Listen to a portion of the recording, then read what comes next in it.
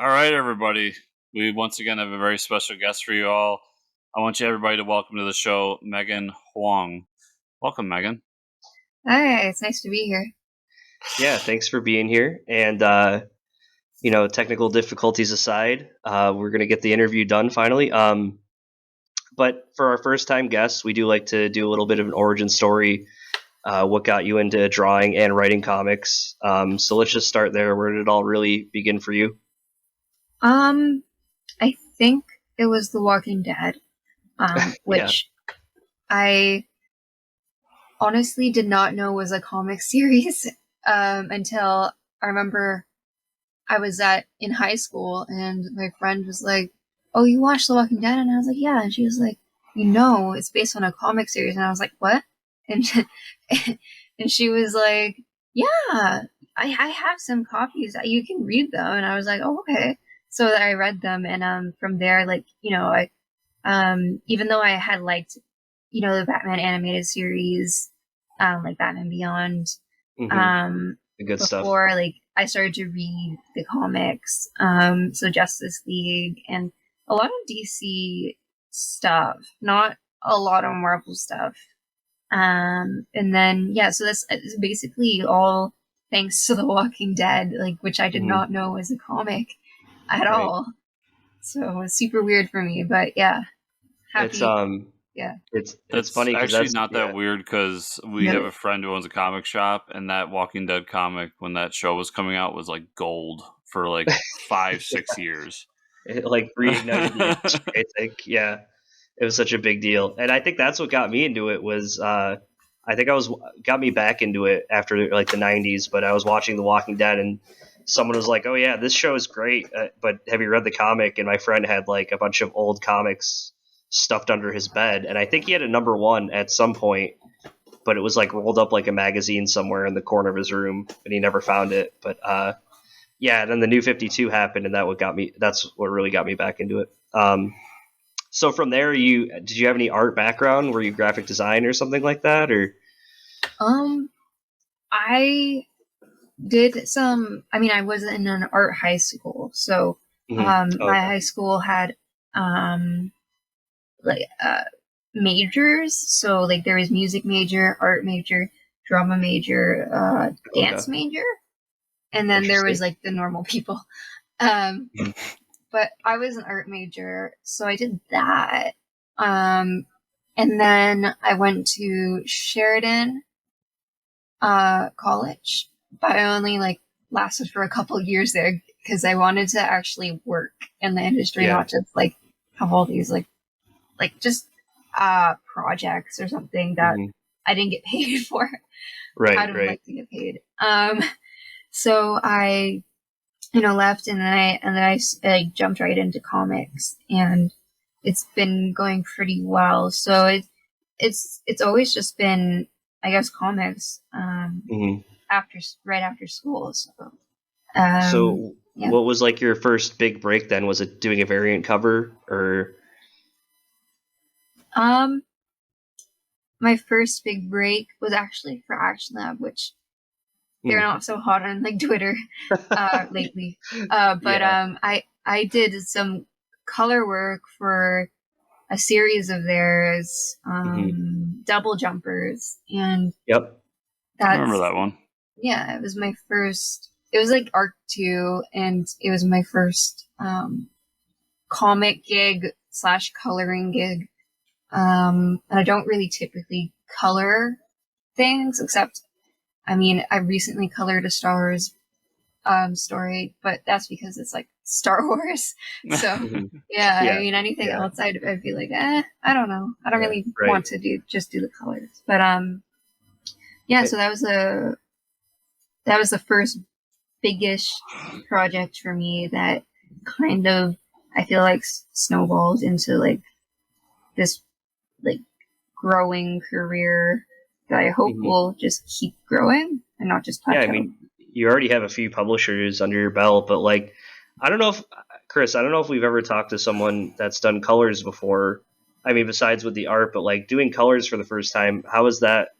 Did you have a lot of direction to okay, this is the palette that you can use, or you kind of have your own like, free kind of landscape to do whatever you want? I think it was pretty free from what I remember. It was a while ago, but I think yeah, they were pretty good with the colors I made or produced or whatever. And yeah, there wasn't, I don't recall there being a lot of like notes. It was just a very chill project, and I appreciated that. I think it definitely didn't like kind of steer me away from working in comics, which is great because I enjoy it. And if it had gone poorly, maybe I would have been doing something else. I'm not sure. Yeah, that's always good for a first time experience. Mm-hmm. So you've worked with a few different publishers like IDW. You talked about Action Labs, and now Dark Horse. You have your own comic that you've written and drawn for them, right? Mm-hmm. So what's that? Rangers of the Divide? Yeah. So tell us about that. Yeah, it follows a group of rangers as they travel through wildlands in order to stop an unknown enemy, which is kind of partially revealed at the end of the first arc. So it's not, so it's not a huge mystery. It's still a mystery, but it's not a huge mystery. Yeah, it's a fantasy sci-fi kind of book, and it has dragons, and I love dragons, so I just wanted to do a book with dragons. I think that was like the whole reason I actually like made the book, because I wanted to do something with dragons, which I've always wanted to do, and I feel like now that I've got that out of the way, like I can move on with my life after I've hit my dragon story. bucket list goal. So you went to Dark Horse with this idea. You're like, I want to do sci-fi dragons. Let's do it. Did you send in a pitch for that?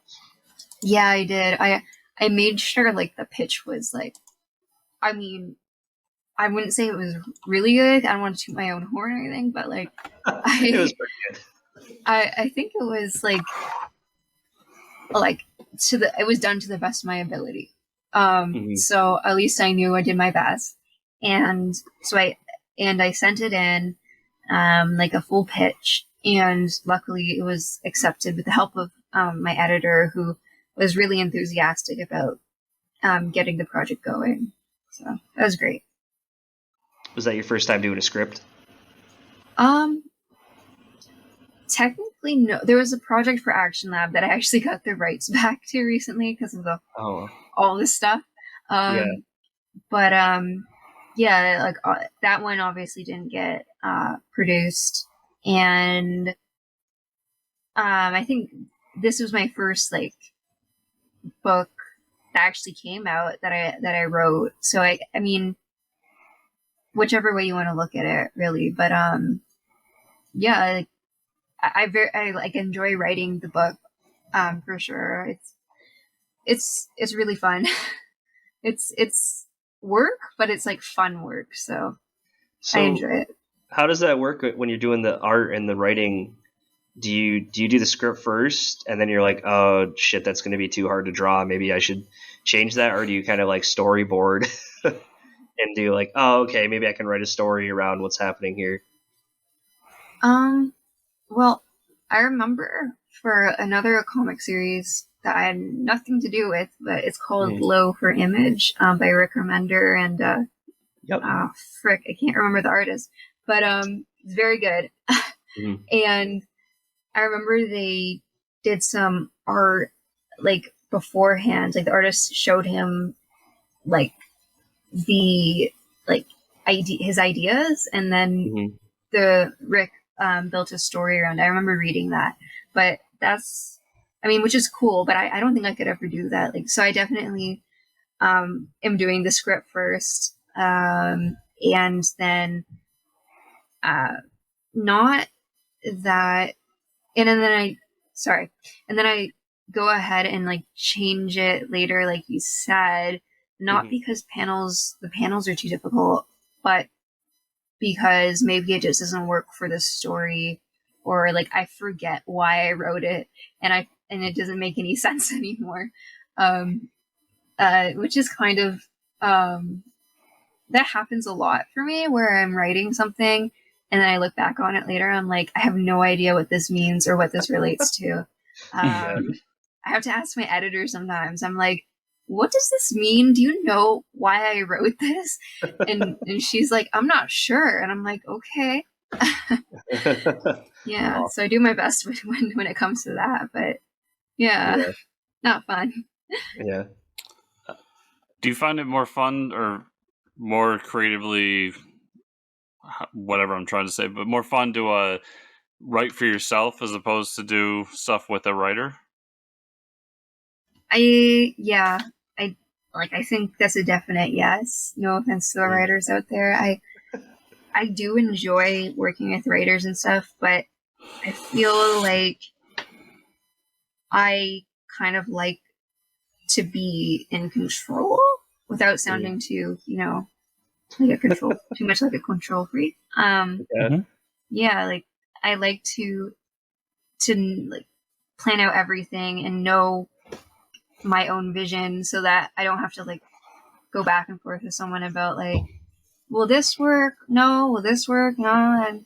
And then like sometimes like my vision definitely gets changed or like rewritten by the writer. So like, and then I have to, depending on the type of contract, like the type of contract I've signed, like the writer can like take control, and I just am a machine to produce their ideas with, So I definitely like doing both if possible. But I mean, I do enjoy working with writers too. It's not like it's super terrible by any means. Yeah. Yeah, I mean, so this is a book that you've done, what, 4 issues now, and do you plan to do more? Yes, I've finished scripting the next arc, which is also 4 issues, and I just need to edit the last one. I think my editor hasn't sent it to me yet to edit it.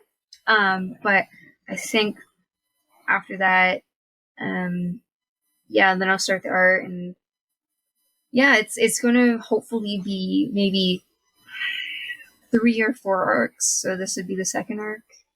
Awesome. Coming up. Yeah.